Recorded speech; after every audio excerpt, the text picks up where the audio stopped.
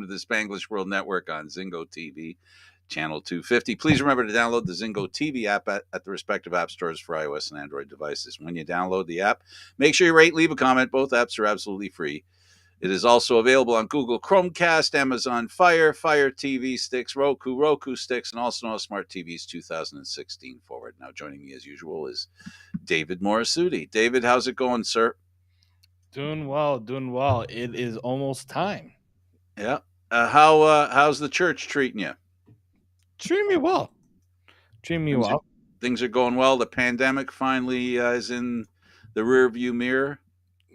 In a way, it's been a slow crawl tonight. So getting everyone back and getting into that habit again. It's taking some time, just like a lot of things. It's not fully back. Yeah. Okay. Well, that's good. It's a lot of fun socializing. I love doing this, but I prefer being with you there at the game. But this is, it's second best. It's convenient when you're 2 hours apart to be able to do something together like this. Um, Restream, Zoom, all of them. Thank goodness for that. We've become very accustomed to that. Technology being what it is, um, I guess the first thing I'd like to talk about is we had a bit of an issue with the Canadian Football League announcing their All Stars. Yeah, announcing their all stars and then having to say, "Oh, Never mind. sorry, we kind of messed that up." So we're gonna have Absolutely. take some of that back and redo the list. And just so many things about that was just so played wrong that like I felt bad for players that were on the list that generally thought they were going to make the list, and there's money and I think people forget there's money involved with that. And then Bonuses. then Yeah. you see the list and you're like, how did this guy get on the list? And it was a disaster that could have been avoided in a big way. And it did not. It was just a bad look altogether for. Really, I mean, it was just the league. Nobody else was really at fault for it other than the league. But it was just such an unfortunate situation. Now they just gotta learn from it and move forward, I guess. I have a bit of an issue where there was talk, like you just said, didn't make sense. Some of the picks, absolutely. Harris didn't make sense. A lot of things didn't make sense, but it didn't make much more sense after that when you get 16 Hamilton Tiger Cats, third place team in the Eastern Division, 16. The Argos first, six, or was it nine? Six.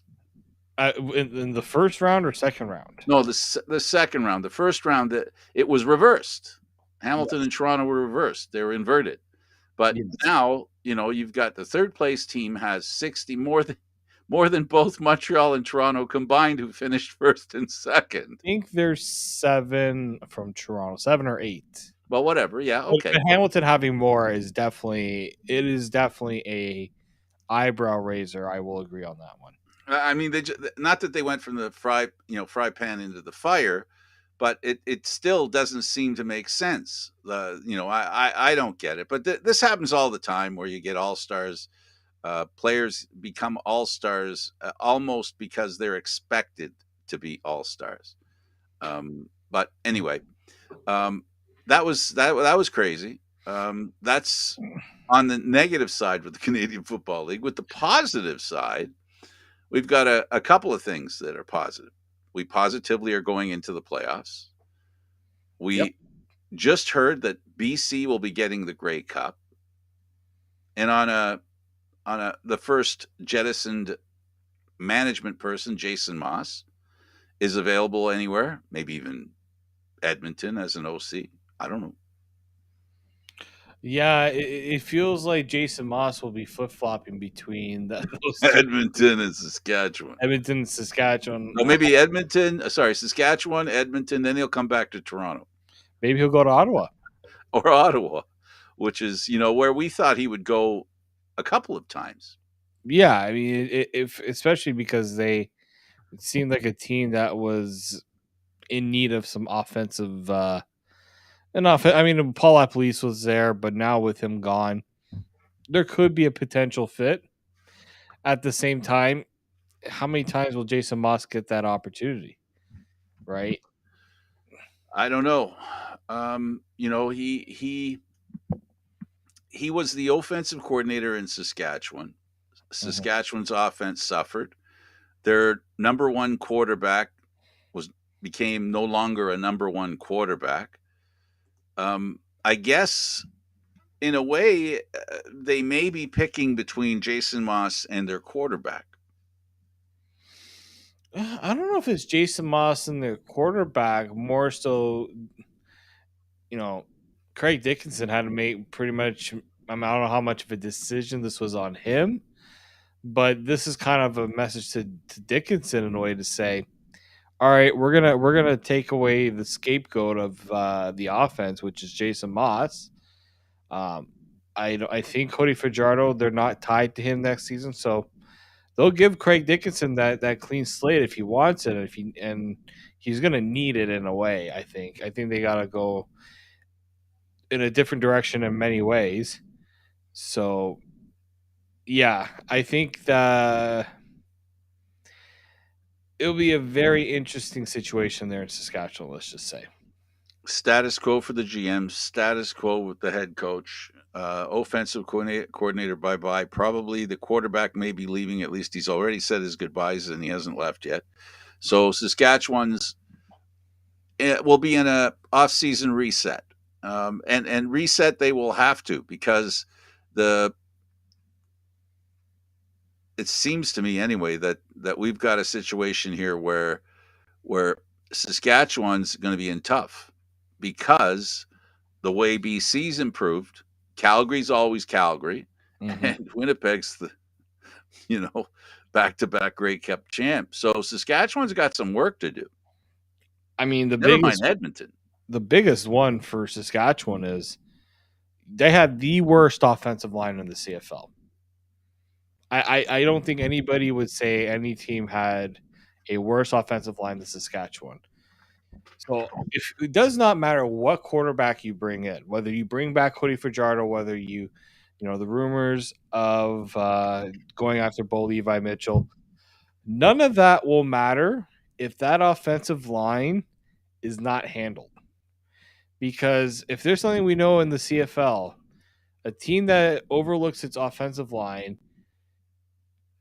it's going to cost them in the long run. So what do you think, David? Do you think they'll dip into American offensive linemen? Well, teams have tried their best to add those, Canadian, special players, specialty type players, whether at receiver or running back, just to give them that flexibility that yes, now we can start an American on the offensive line. I just think you have to really to figure out, was it the talent and the players, or was it the coach? Was it the coaching? Because Saskatchewan, let's not forget, their offensive line coach was picked up by the Argos last season when Ryan Dinwiddie put his staff together. They took the offensive line coach from Saskatchewan, and then he ended up leaving the Argos to go to Edmonton to work with Chris Jones. So it could be potentially a coaching issue or it could be a talent issue. That's going to be the biggest question for, you know, the GM and the coach. Is it that they rule that's got to be their first order of business. How can we get this offense to be better? Because I still think that defense is good enough to win. It is a good defense, but there's only so much that defense can do when that offense is putting them in such a hole. Well, it's the same issue in Toronto, right? The better the offense plays, the more victories they get. The defense gives them a chance to win every week. And, Yeah, and I think Saskatchewan's the same. The defense gives the offense a chance to win every week. oh, absolutely. No, I think that's something teams have started to realize. If our offense can do just enough, our defense can win us the game. Well, But it's I'm looking forward to see what they're going to do. Mhm. Dickinson and company, they put together a pretty good team. They won, they won the Western Division 2 years in a no, not 2 years in a row, 1 year. They've won the Western Division. Um, they have the ability, and the problem is that the talent isn't working the way they intended. But I think the biggest issue they have is they have a culture issue. I hate saying this because this is one of the things I always criticize: the culture of the team. The problem that I see with Saskatchewan that they need to iron out is discipline. You know, and what's the reason why a team is undisciplined? I'm not here to claim I know exactly why. I just know that there are issues that lead to a lack of discipline, and the underlying issues that you and I may not be aware of, or anyone outside that locker room may not be aware of, need to be rectified. And some have suggested there are certain players that just can't be in that locker room. Yeah, and they kind of took care of that with Garrett Marino. The The defense, obvious one, that was the obvious one. but there could be more. There are potentially more.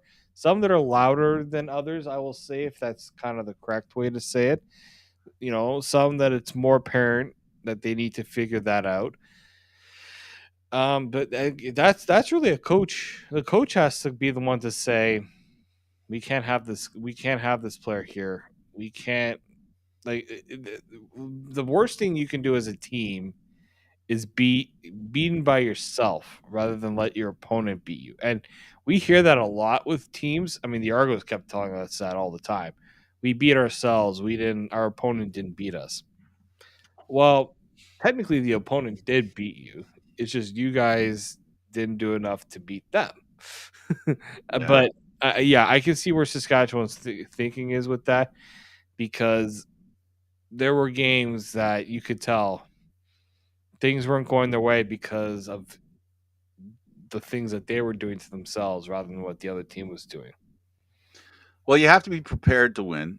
You have to be able to execute, and you have to be able to be professional. And being professional is not taking stupid penalties. And when I say stupid, I mean stupid. You don't take penalties when you're not dressed for the game. That is that is to me that's the red flag that clearly indicated there's an issue in Saskatchewan with discipline.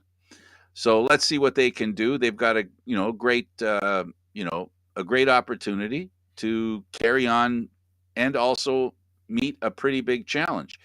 And Edmonton, if we could talk about them for a little bit, that's a team that, just imagine, they're looking up at Saskatchewan. And we just talked about how tough a road Saskatchewan's going to have in the offseason, getting things together to catch up to a speeding train that took off at the beginning of this year in BC, and Calgary, the consummate professional organization.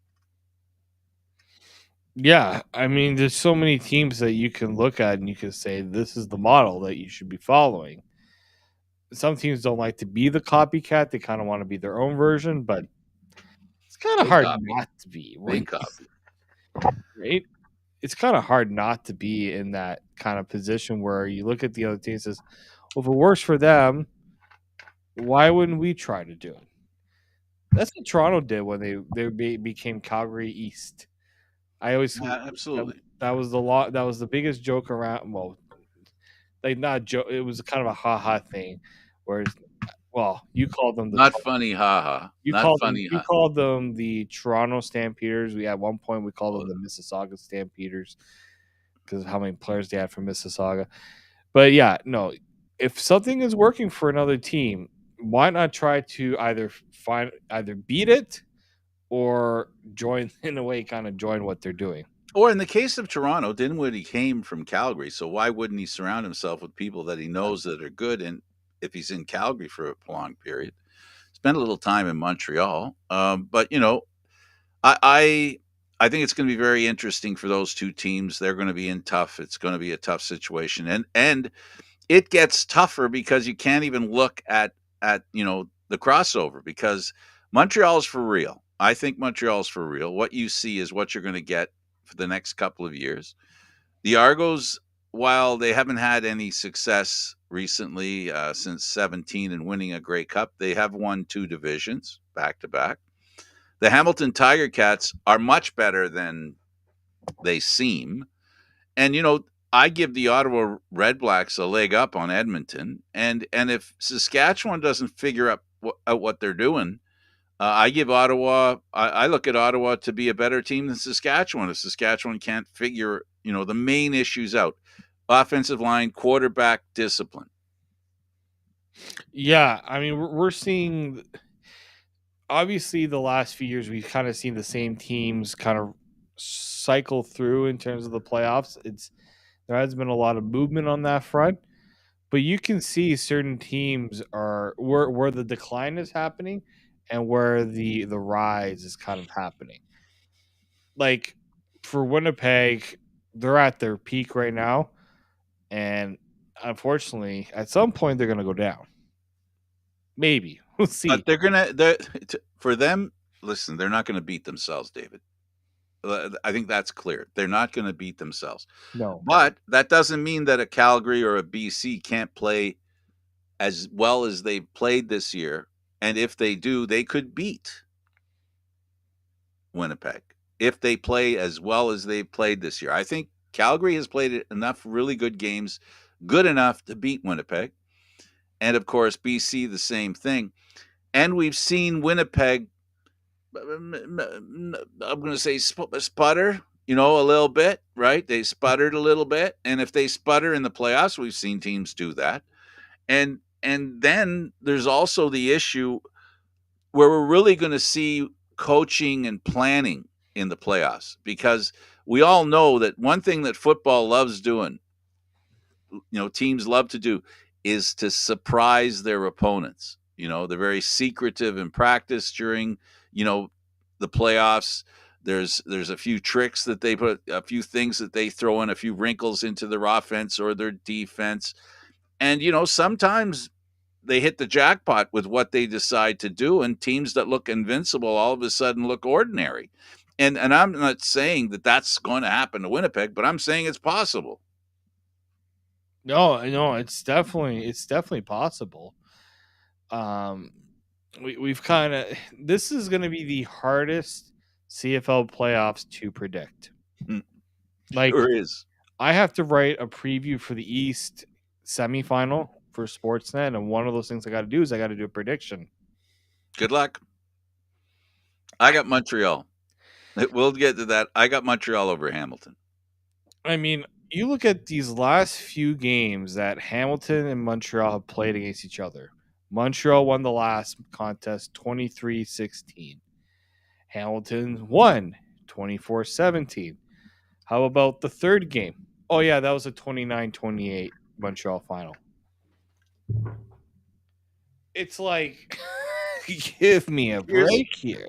here's It's what literally I'm a 1 point margin. here's what my prediction's based on. The Ticats are a very good organization. They're a Mhm. very loyal team. They've got a great coach, and his weakness in this playoff may be starting Evans. I don't think Evans can beat either Montreal or Toronto. I don't think he can. So if Schultz gets into the game, they've got a shot against Montreal. With Evans, I don't think so. I think Evans, unless he somehow does an about face when it comes to tossing INTs, this has not been a good year for him when it comes to INTs. And that's really, really, and I say it every week. For a quarterback to be successful and to help his team win, he cannot throw interceptions. No. And Orlando Steinauer was asked about the possibility of Schultz playing. Like, like they should expect both quarterbacks, Absolutely. This is what Hamilton's done the last 5, 6 years. right? and, That and so, and they've it's funny because they have succeeded because of it, but in the same way, I think it's also impacted their ability to really get that one guy to take them over the top. Yeah, and there's always been an issue with injuries. Hamilton quarterbacks, it is what it is, David. When you say a quarterback has to be clean, usually it's about the offensive line keeping him erect. Mm-hmm.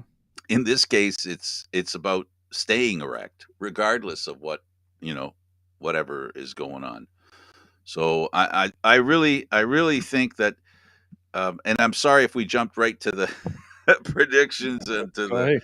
the East. The East, I really truly believe that Montreal is going to win the East. Not that I don't want Hamilton to win, because I was convinced Hamilton was going to make the playoffs before Hamilton fans thought they could make the playoffs. So I'm not going to sit here and take the guff from Hamilton fans saying that I'm negative Hamilton, because that's not what it is. In reality, my judgment is Hamilton will start Evans, and hopefully he doesn't put them in a hole um, too deep.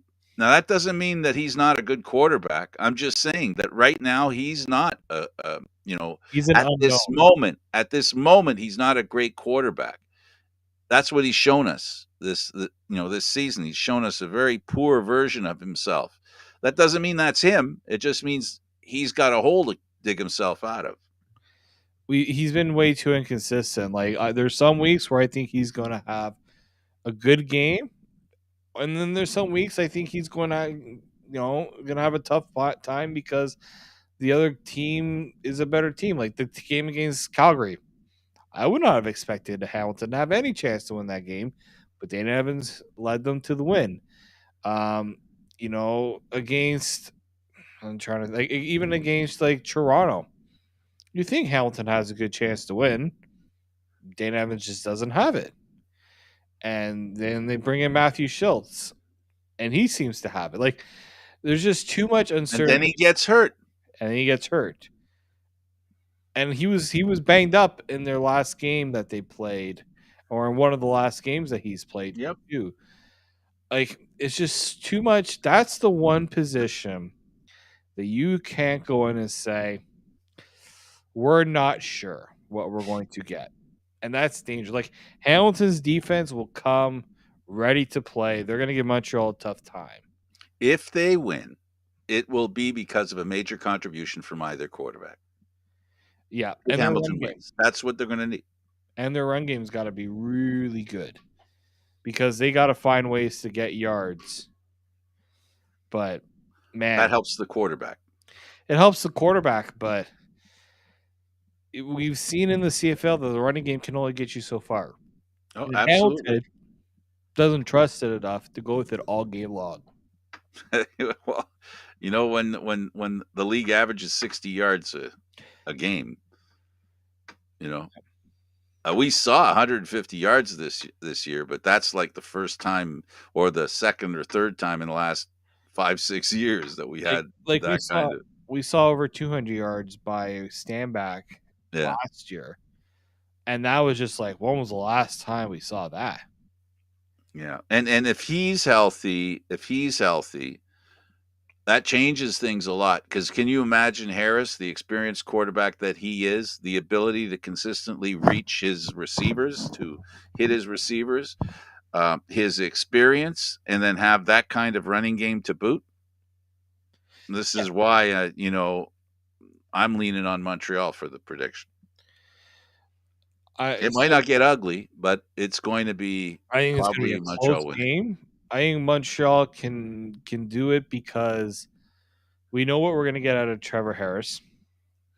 His receivers are starting to pick it up a bit. Eugene Lewis is Eugene Lewis, no Oh my doubt what he's goodness. going to do. Jake Winicki has really impressed me lately with his ability to just Yeah, slow start to the season, and he's playing more like we expected him. yeah. So like they got that going for them, and their defense. The only thing Their is defense is good. their defense is good. Will they got to make life miserable for Dane Evans to win this game if the defense doesn't make plays or find like the more confident Dane Evans can get in this game, that's going to be the undoing for Montreal, in my opinion. Absolutely, absolutely. But Like I said, yeah, I do think though Montreal has the balance that you need on offense and defense to get it done. I think they have the confidence too. Hamilton has more to prove, but I think Montreal has the confidence. Yeah, worst case you have Dominic Davis after he put up that massive performance against Toronto. Oh, that was What did he the complete 50 definition of passes in a garbage time. row? The Something like that. yeah, he had 3 touchdowns. 1 quarter. So That's right. All in a row, no interruption. so we can you can look at that. I mean, I think Montreal and the sting of last year's loss too. Let's not forget that. Like there's some Absolutely. unfinished business with this group. Same for Hamilton, but Montreal, I know for a fact, like they felt like they shot themselves in the foot a lot in that game last year, which they did. Now let's see, can they do what they need to do? They shot themselves in the foot last year, and the Hamilton Tiger Cats have sore feet this year. To use your analogy. No, exactly. So, Yes. So it's going to be a great game to watch. It's going to be very interesting, are you predicting a unpredictable. low scoring game or a high No, scoring game? no, I think it's going to be well. What do you want to? Let's see. I'm going to say north of 48 points. Okay, so you're going with the over under 48. Yeah, Actually, about 40. I don't know why I didn't look up the over unders for this game because these two teams don't generally put up massive points. I mean, we've seen Hamilton put up big points, but they usually don't. That's the interesting part. So the over under of this game is 48 and a half. Is that what it says? Yeah, Oh, I said 48, 48, and I didn't see 48 it. and a half. And most of the betting lines have it as Montreal favored by 3. Pretty much what we were talking about. So the value here, the value play here is if you think this is going to be a low scoring affair, 48 isn't a bad bet there. Um, but I just think that it could go either way. This is the most unpredictable game that there is in terms of like what it's I think either going to be very low scoring. I think the West is more unpredictable. I'm saying it's more unpredictable that I don't know if we're going to get a low scoring affair or a high scoring affair. We're not going to get something in between. It's either going to be a really tough go for it for both teams, and it's going to be a struggle to get points, or both teams are going to be firing on all cylinders, and we're going to get a great back and forth. Okay, that kind of unpredictability. All Yeah. right. I still think I like the 48 over under the extra half point. I'll eat that too, I guess. Okay. Um, but what I'll say is this, and that is that if Trevor Harris has a running game, they're going to have the ball a lot. It's gonna, they're gonna chew up the clock. And as long as they chew up the clock and as long as they have possession of the ball, Hamilton's gonna require some defensive interceptions from Harris and even maybe some, pick sixes. That's how Hamilton's gonna win. They're gonna need some pick sixes to win this game, in my opinion. Mhm. Like, so the other thing to keep in mind here is like when it comes to this game too, who's going to be the one to step up for Hamilton? We know Eugene Lewis is going to do it for Montreal. We know he's the Well, it guy. has to be Simone Lawrence. Over the past few years, that team plays well when he plays well. He has not played as well the past couple of years as he has in previous years. And that and and part of the reason why he hasn't been playing well, not because he's not good, he's because he's been banged up. Exactly. And that to me, it gives me a little pause. But I'll say this: it wouldn't surprise me if Hamilton were to win this game. I just I would have a hard time saying with certainty that they could win this game. Well, like they say, the best ability is availability. Right. So, and availability to play at your pace and not favor any kind of nagging injury. And this is why Toronto will be sitting at home watching this game going, hit harder, hit harder. And you know what?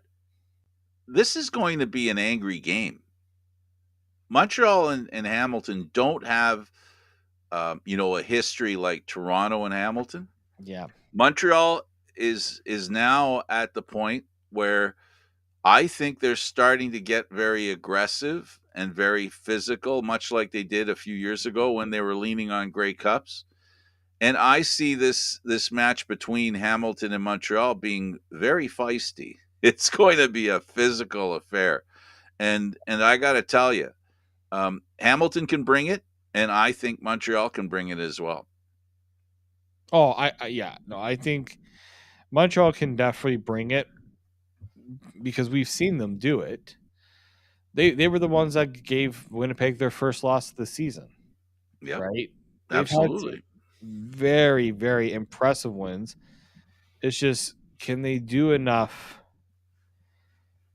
Can they finally do it in the game that matters, right? That's been Trevor Harris's MO the last, no, how many years of his career.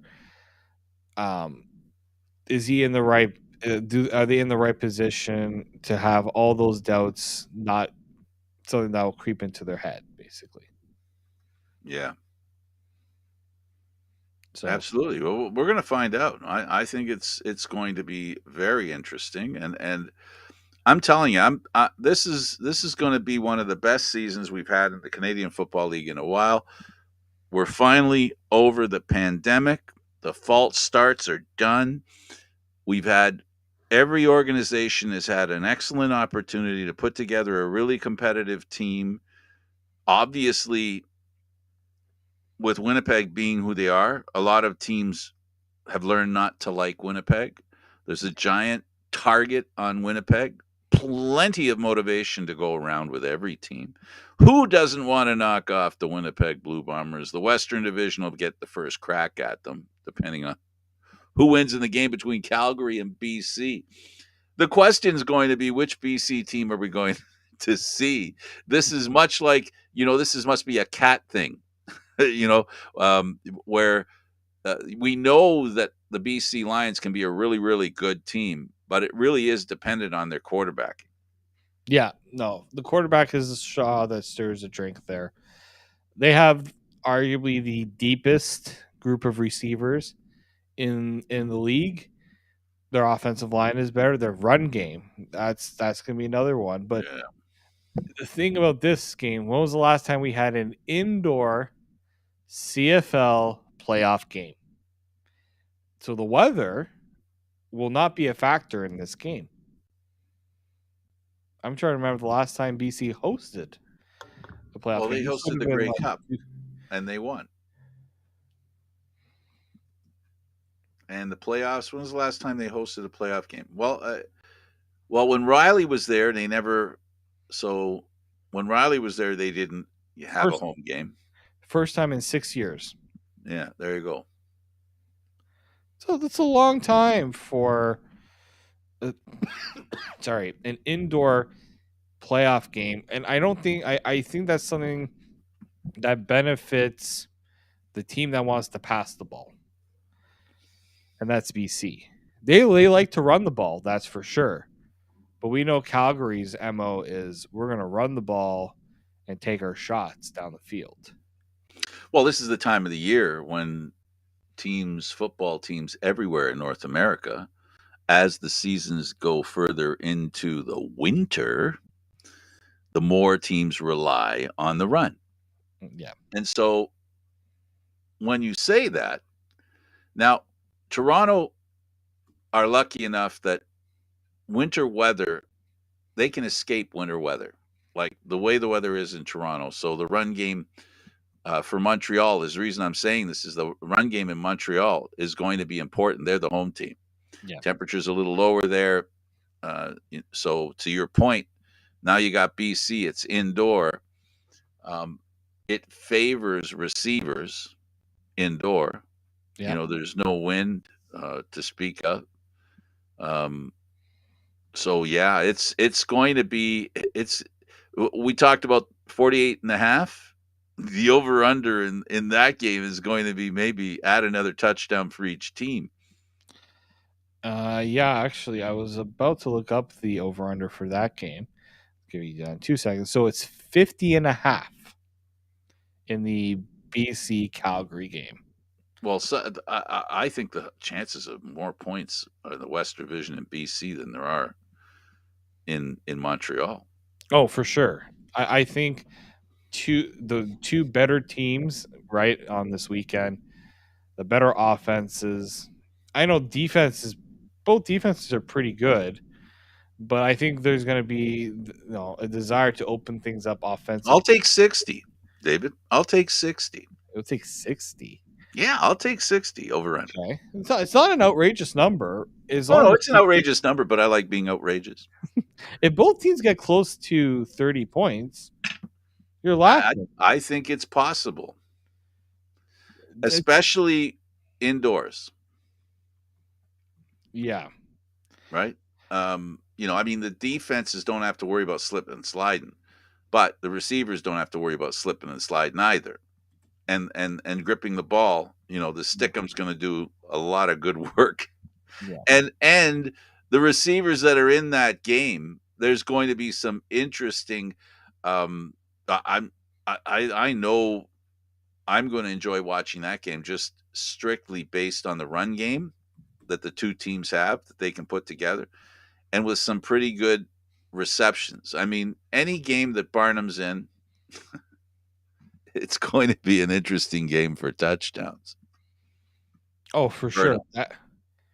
Oh no, that's a given. I think I'm just looking up here. The last time these two teams played each other in all right, okay, so this is the other thing too. The last time these two played each other in BC, uh, Vernon Adams was the quarterback. It did not go the BC Lions' way. They only scored 11 points. Calgary had 25. I mean, if it's going to be Nathan Rourke in this game, Was then that 17? no, I'm talking about this season. So Oh, this season. Oh, okay. back in September. But you look at Calgary. I mean, BC has had some impressive performances at home. They've had some not so great games at home, but for the most part, especially early in this season, it was very tough to go and win a game in BC for the most part. I think of the blowouts that they've had there.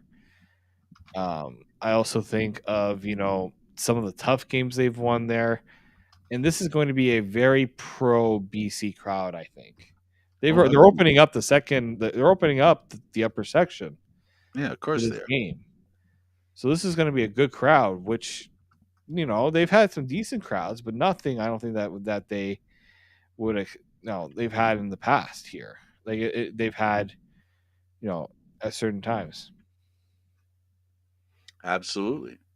And the other thing we're gonna find out, we will find out, is the two quarterbacks that'll be.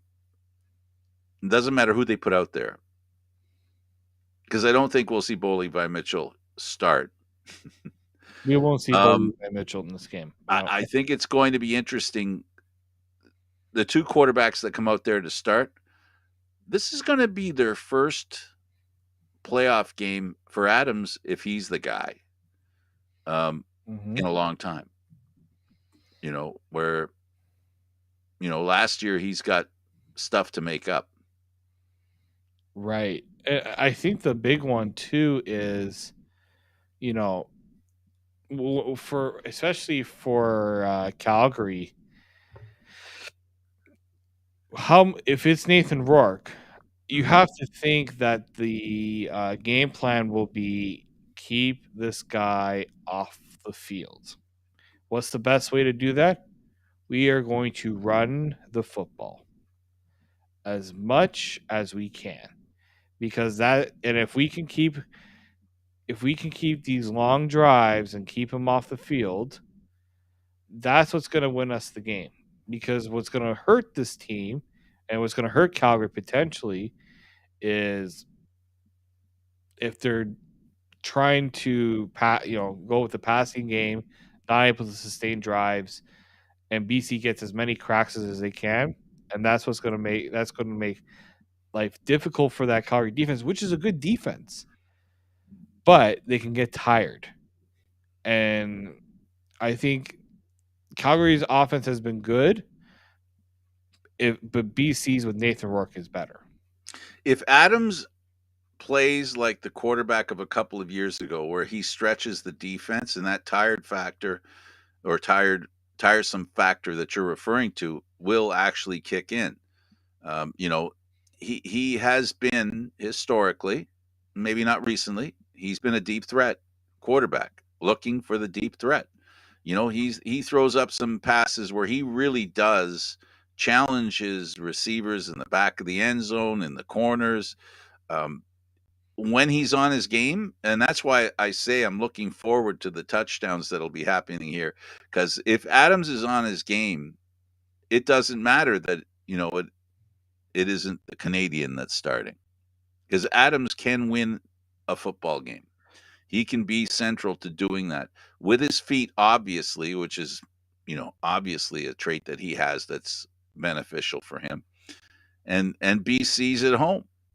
The enthusiasm, is going to be very high. And what they've done, what the ownership group has done there, the owner, he has made BC a place to watch a football game, to be at a football game. He has turned, it seems, every time he gets a chance to turn it into an event. And David, I'm looking forward to what's going to happen off the field Mm-hmm. in this game.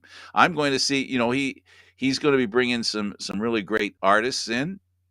He did it before. He's going to do it again. There's oh, you know what? I forgot the artist that he has coming in, and I just think they're going to do a great show. BC, they're coming back to the way they were a few years ago. They were always an avant-garde organization that they did things in a very interesting and entertaining fashion. So I know Sarah McLaughlin is Yeah, doing the anthem. the anthem. I love Um, her. Nathan Rourke was taking first team reps in practice this week, so that's essentially who I believe is going to be in. But I think Vernon Adams is going to see some time as well. But the big one here is Lucky Whitehead is doubtful. Oh, that's painful. That's the one I'm like, we know how much better that team is with Lucky Whitehead. Absolutely. And that's a tough loss for any team to overcome. So that's something to watch out for. If you're, it's good that that Rourke is likely going to be starting, but not having Lucky Whitehead, that's gonna change things up a little bit on how they do things on offense. Yeah, it's going to be incredible. It's going to be awesome. I'm thrilled about this game. I really am.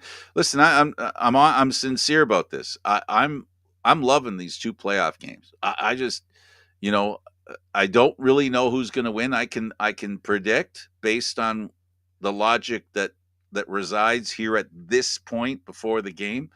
Um, you know, it does come down to, with each playoff game, David, the predictability based on what they've done recently, in many cases, to what they've done a couple of years ago. Like, does BC continue its great pace of becoming a better and better team? Does Nathan Rourke become and continue to be the difference maker that he has proved to be at the beginning of this season? Can Jake Meyer take the next step? And then you go back to the East, and like I said, you've got the experience of Harris. You've got Hamilton with something to prove. They've got a new. They got some juice because they made the playoffs. A lot of people didn't believe in them, Mm-hmm. except for me, and their own fans didn't exactly believe in them. So this is going to be a very interesting playoff. Yeah, because nobody expected them to be there, and I didn't. I didn't know how good Nathan Rourke was going to be. That's the big one there, right? Remember before the season, we sat there and they said, the GM and the coach said, no, we got our starting quarterback. We're quite happy with Nathan Rourke. Oh no, for sure. Remember that? Remember, we're going, well, really? Oh, okay. Well, they knew something we didn't. Well, I'm not gonna take you down the road. I'm not gonna throw you under the bus. I didn't know what they had. I didn't really understand. Well, who could have said that he would have had that kind of season to start? Really, who would have predicted that? Did anybody? I don't think so. Hmm. And talk a little bit about the Grey Cup going there in 24. Oh, I know. I mean, kind of a little out of nowhere to kind of announce it this week, and I we mean, also like found the music, like the second yeah, the halftime entertainment. we finally got that sorted out. Yeah, Um, but yeah, I no, I think if you're BC, this is a good preamble to say we don't just expect to be here this year, but um, yeah, I think this is a good opportunity for BC to reestablish itself in the in this marketplace and absolutely, as a destination. I think the big one here, BC wants to be seen as a destination for things like this. absolutely. And they have a nice little option that the Canadian Football League has no other team that can offer: Yeah. indoor and a fair sized stadium. A lot of tickets can be sold in They don't there. have to do anything different, Nope. right? Other than move other than move the cloth in the upper section. Right. That's all they have to do. And they So got yeah, a new owner here who likely was given this opportunity to, I want a great, it would be nice if we could host a great cup, and what better time than when you get a new owner who's very much committed to making this work in the best way possible. So I think BC is definitely trending up in so many ways. and don't forget, we no longer live in a world where a team gets the Grey Cup and makes the lion's share of the money. It is shared pretty evenly between all the teams. Yeah. So if BC proves in 24 that they can be a bit of a cash cow, it makes it harder and harder to reject the idea of going back there on a regular basis. Yeah, no, for sure. And I like when every team gets a chance to host a Grey Cup. Don't get me wrong. I also don't mind the idea of having a host city that can make this a great just I like the indoor stadium concept. I'm not a baby with the cold. I'm not that. I just think that it would be nice to see it go to BC a little more than just once every so often. I totally agree. I don't have a problem with that at all. Mm. Yeah. Absolutely. David, this was fun. Thank you, Frank. Oh, we didn't say. I Oh, got I got oh, I got I got oh boy. I got Calgary in this one.